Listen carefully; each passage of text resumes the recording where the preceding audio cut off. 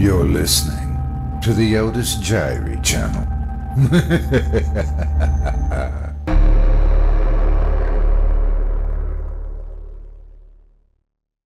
The Alchemist by H.P. Lovecraft, performed by Otis Jiry.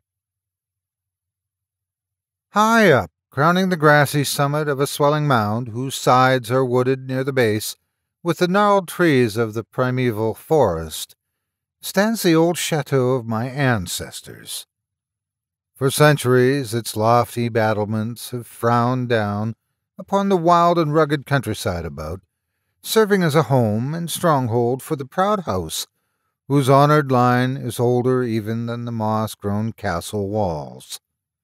These ancient turrets, stained by the storms of generations, and crumbling under the slow yet mighty pressure of time, formed in the ages of feudalism one of the most dreaded and formidable fortresses in all France. From its machicolated parapets and mounted battlements, barons, counts, and even kings have been defied, yet never had its spacious halls resounded to the footsteps of the invader. But since those glorious years all have changed. A poverty but little above the level of dire want, together with a pride of name that forbids its alleviation by the pursuits of commercial life, have prevented the scions of our line from maintaining their estates in pristine splendor, and the falling stones of the walls, the overgrown vegetation in the parks, the dry and musty moat, the ill-paved courtyards, and toppling towers without, as well as the sagging floors, the worm-eaten wainscots, and the faded tapestries within, all tell a gloomy tale of fallen grandeur. As the ages passed, first one, then another, of the four great turrets were left to ruin, until at last but a single tower housed the sadly reduced descendants of the once mighty lords of the estate. It was in one of the vast and gloomy chambers of this remaining tower that I, Antoine, last of the unhappy and accursed Comtesse de C., first saw the light of day 90 years ago, long years ago. Within these walls, and amongst the dark and shadowy forests, the wild ravines and grottos of the hillside below, were spent the first years of my troubled life. My parents I never knew. My father had been killed at the age of 32, a month before I was born, by the fall of a stone somehow dislodged from one of the destroyed parapets of the castle, and my mother, having died at my birth, my care and education devolved slowly upon one remaining servitor, an old and trusted man of considerable intelligence, whose name I remember as Pierre. I was an only child, and the lack of companionship which this fact entailed upon me was augmented by the strange care exercised by my aged guardian in excluding me from the society of the peasant children, whose abodes were scattered here and there upon the plains that surround the base of the hill. At the time, Pierre said this restriction was imposed upon me because my noble birth placed me above association with such plebeian company. Now, I know that its real object was to keep from my ears the idle tales of the dreaded curse upon our line that were nightly told and magnified by the simple tenantry as they conversed in hushed accents in the glow of their cottage hearths. Thus isolated and thrown upon my own resources, I spend the hours of my childhood in poring over the ancient tomes that filled the shadow-haunted library of the chateau, and in roaming without aim or purpose through the perpetual dusk of the spectral wood that closed the side of the hill near its foot. It was, perhaps an effect of such surroundings, that my mind early acquired a shade of melancholy. Those studies and pursuits which partake of the dark and occult in nature most strongly claim my attention. Of my own race I was permitted to learn singularly little, yet what small knowledge of it I was able to gain seemed to depress me much. Perhaps it was at first only the manifest reluctance of my old preceptor to discuss with me my paternal ancestry that gave rise to the terror which I ever felt at the mention of my great house. Yet as I grew out of childhood, I was able to piece together disconnected fragments of discourse, let slip from the unwilling tongue which had begun to falter in approaching senility, that had a sort of relation to a certain circumstance which I had always deemed strange, but which now became dimly terrible. The circumstance to which I allude is the early age at which all the comtes of my line had met their end. Whilst I had hitherto considered this but a natural attribute of a family of short-lived men, I afterward pondered long upon these premature deaths, and began to connect them with the wanderings of the old man, who often spoke of a curse which, for centuries, had prevented the lives of the holders of my title from much exceeding the span of 32 years. Upon my 21st birthday, the aged Pierre gave to me a family document which, he said, had for many generations been handed down from father to son and continued by each possessor. Its contents were of the most startling nature. Its perusal confirmed the gravest of my apprehensions. At this time, my belief in the supernatural was firm and deep-seated, else I should have dismissed with scorn the incredible narrative unfolded before my eyes. The paper carried me back to the days of the 13th century, when the old castle in which I sat had been a feared and impregnable fortress.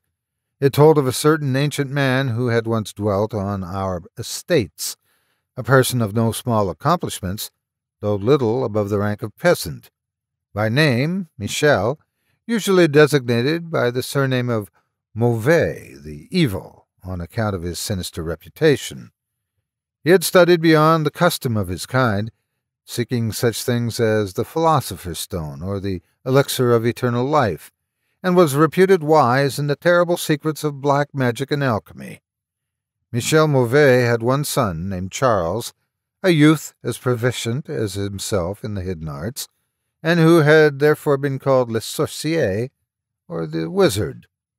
This pair, shunned by all honest folk, were suspected of the most hideous practices. Old Michael was said to have burnt his wife alive as a sacrifice to the devil, and the unaccountable disappearances of many small peasant children were laid at the dreaded door of these two. Yet through the dark natures of the father and the son ran one redeeming ray of humanity.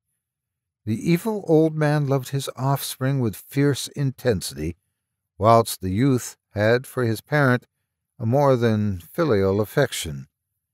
One night the castle on the hill was thrown into the wildest confusion by the vanishment of young Godfrey, son to Henri the Comte.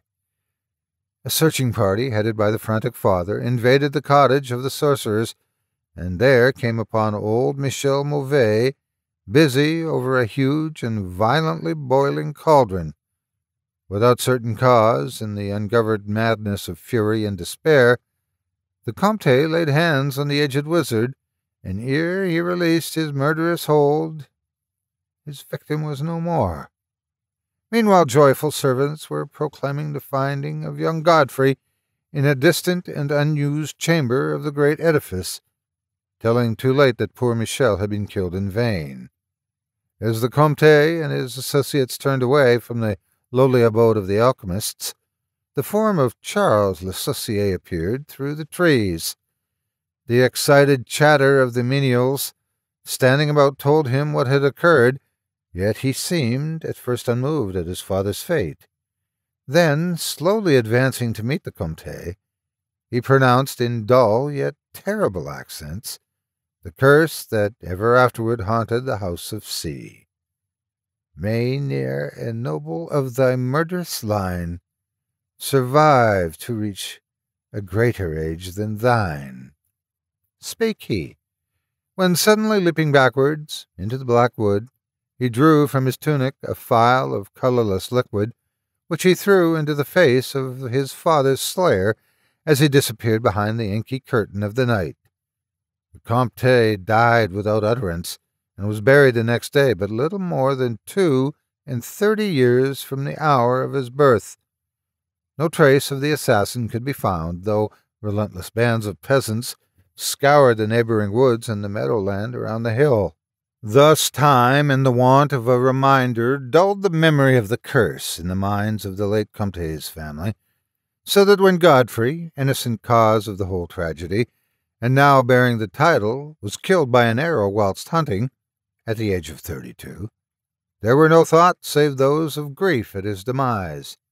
But when, years afterward, the next young Comte, Robert by name, was found dead in a nearby field from no apparent cause, the peasants told in whispers that their seigneur had but lately passed his 32nd birthday, when surprised by early death.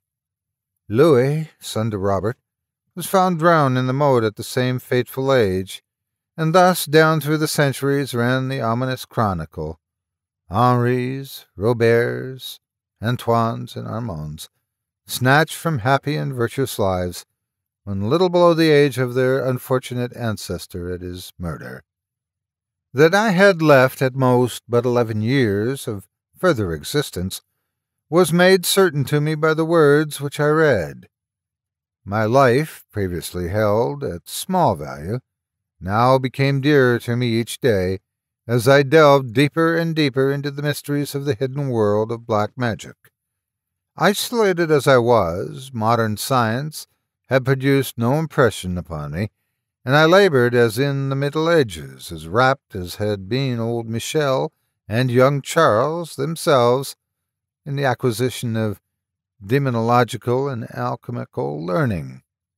Yet, read as I might, in no matter could I account for the strange curse upon my line.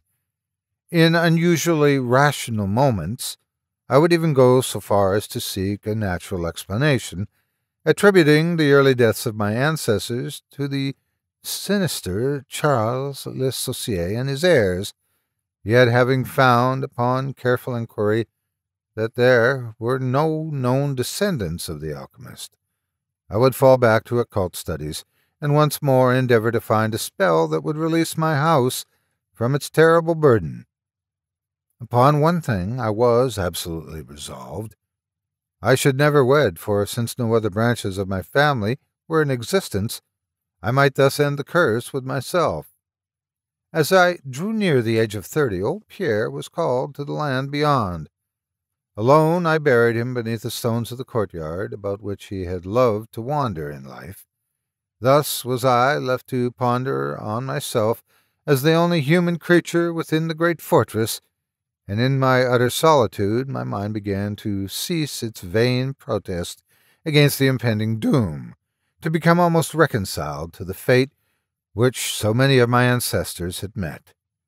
Much of my time was now occupied in the exploration of the ruined and abandoned halls and towers of the old chateau, which in youth fear had caused me to shun, and some of which, old Pierre had once told me, had not been trodden by human foot for over 4 centuries. Strange and awesome they were, many of the objects I encountered. Furniture, covered by the dust of ages and crumbling with the rot of long dampness, met my eyes.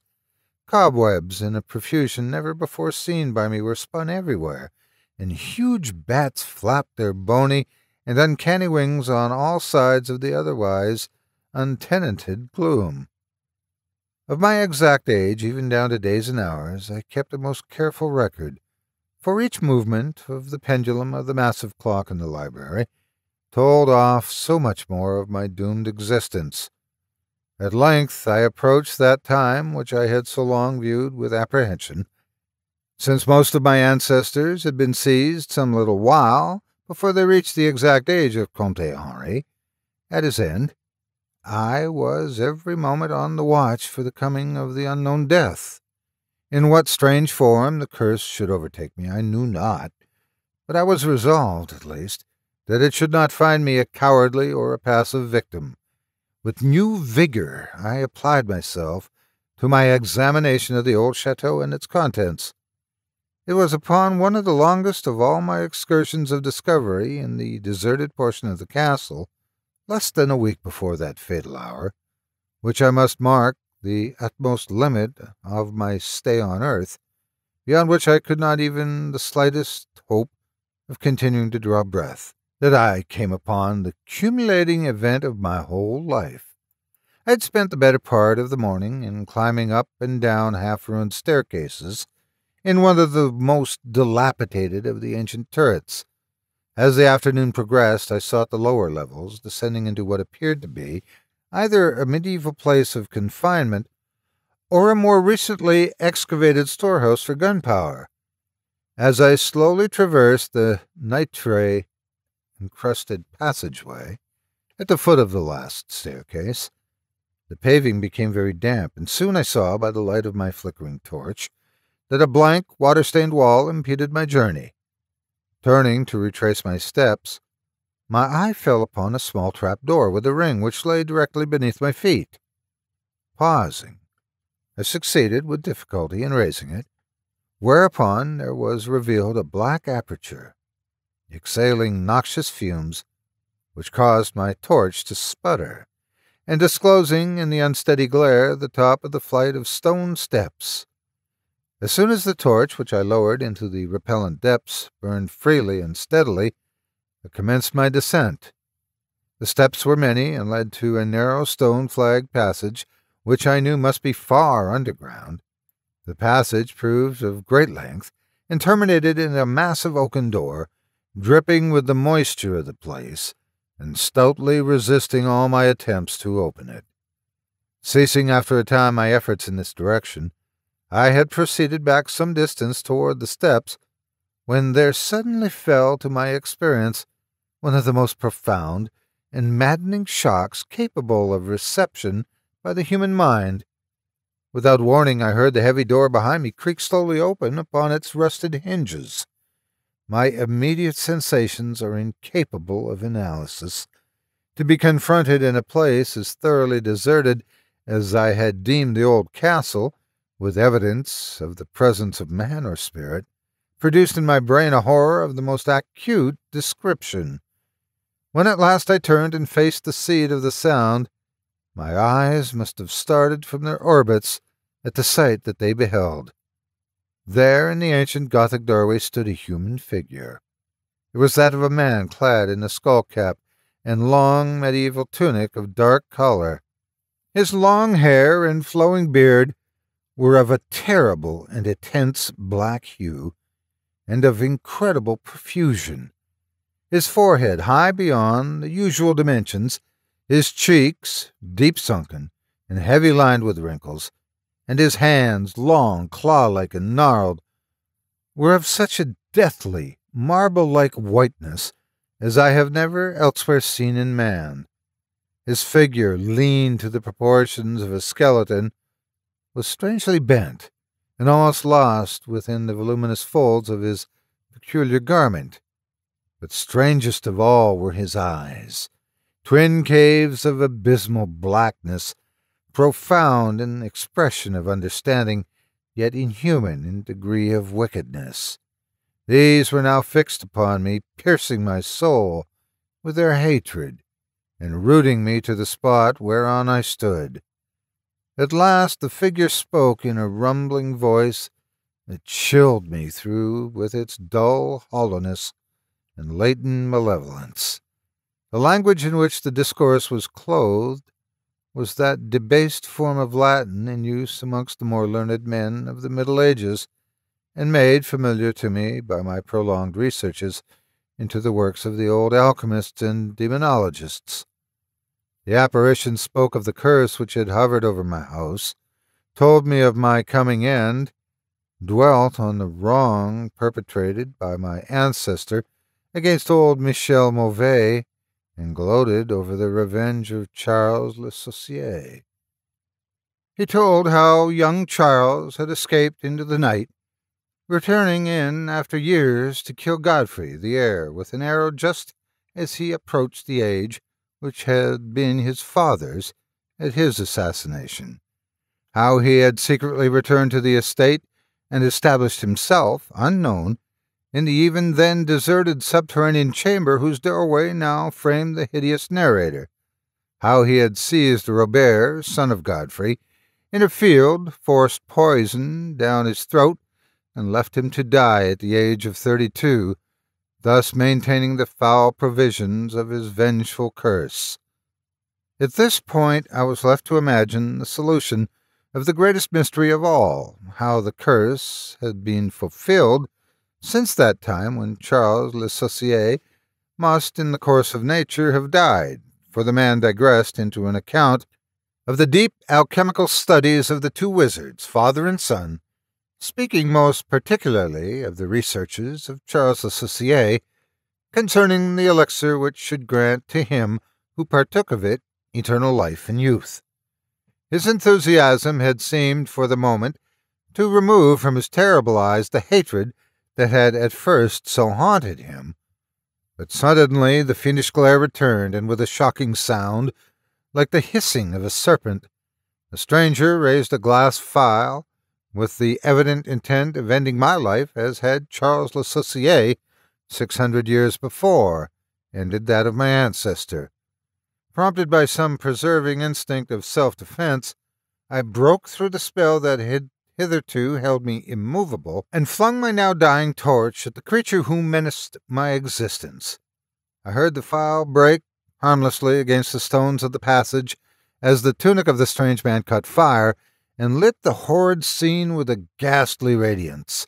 The shriek of fright and impotent malice emitted by the would-be assassin proved too much for my already shaken nerves, and I fell prone upon the slimy floor in a total faint.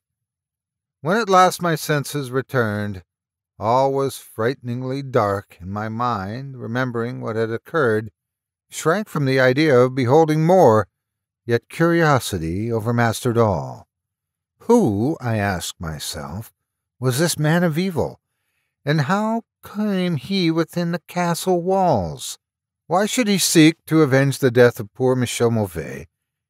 And how had the curse been carried on through all the long centuries since the time of Charles Le Saucier? The dread of years was lifted from my shoulders, for I knew that he whom I had felled was the source of all my danger from the curse, and now that I was free, I burned with a desire to learn more of the sinister thing which had haunted my line for centuries, and made of my own youth one long continued nightmare. Determined upon further explanation, I felt in my pockets for flint and steel, and lit the unused torch which I had with me. First of all, the new light revealed the distorted and blackened form of the mysterious stranger. His hideous eyes were now closed. Disliking the sight, I turned away and entered the chamber beyond the Gothic horror. Here I found what seemed much like an alchemist's laboratory. In one corner was an immense pile of a shining yellow metal that sparkled gorgeously in the light of the torch. It may have been gold, but I did not pause to examine it, for I was strangely affected by that which I had undergone. At the farther end of the apartment was an opening leading out into one of the many wild ravines of the dark hillside forest.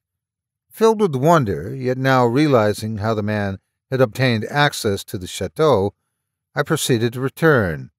I had intended to pass by the remains of the stranger with averted face, but as I approached the body, I seemed to hear, emanating from it, a faint sound, as though life were not yet wholly extinct. Aghast, I turned to examine the charred and shriveled figure on the floor. Then all at once the horrible eyes, blacker even than the seared face in which they were set, opened wide with an expression which I was unable to interpret. The cracked lips tried to frame words which I could not well understand. Once I caught the name of Charles Le Saucier, and again I fancied that the words years and curse issued from the twisted mouth. Still I was at a loss to gather the purport of the disconnected speech. At my evident ignorance of his meaning, the pitchy eyes once more flashed malevolently at me, until, helpless as I saw my opponent to be, I trembled as I watched him.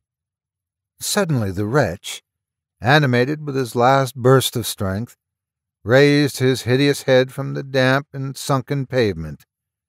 Then, as I remained paralyzed with fear, he found his voice, and in his dying breath screamed forth those words which have ever afterward haunted my days and nights. "Fool!" he shrieked. "Can you not guess my secret? Have you no brain whereby you may recognize the will which through 6 long centuries filled the dreadful curse upon your house? Have I not told you of the great elixir of eternal life? Know you not how the secret of alchemy was solved? I tell you, it is I, that have lived for 600 years to maintain my revenge. For I am Charles Le Saucier,